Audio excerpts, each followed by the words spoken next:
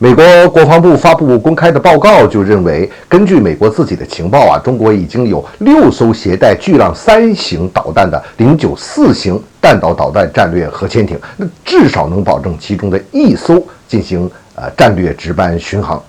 那直接就威慑到了美国。这既然已经都有6艘了，为什么只能保证1艘处于战备巡航状态呢？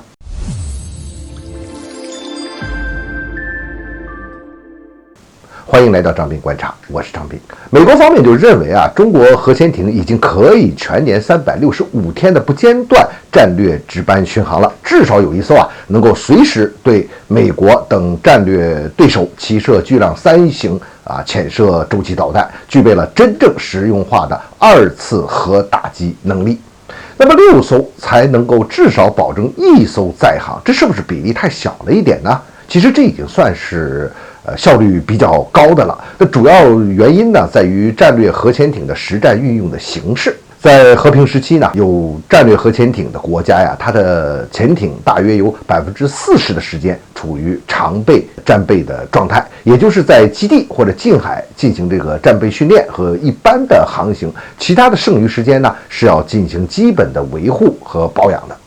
1艘战略核潜艇远洋战备值班巡航的有效时间大概只有25%到30%左右，也就是说，在1年之中，也就是3个月左右，处于在大洋之中的值班状态。那么这中间你还得算个时间呢，就是这个潜艇从基地来往这堡垒区，也就是发射阵地的时间。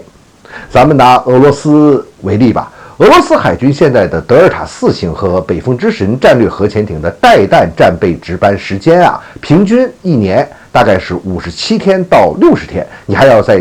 加上它往来战备发射区的这么一个时间，也就是它那个堡垒区的时间一般呢是在79到82天，这算起来还不到3个月呢。那么在和平时期，俄罗斯最高强度的战备巡航时间也不到100天。美国比俄罗斯会略高一些正常情况下大概在90天以上。法国和英国则比俄罗斯的水平持平或者是略低一些，其中英国是最低的。也就是说假设说有10艘战略核潜艇的话，你要轮流出动才能保证这1年365天24小时的都有那么个潜艇在那儿进行这个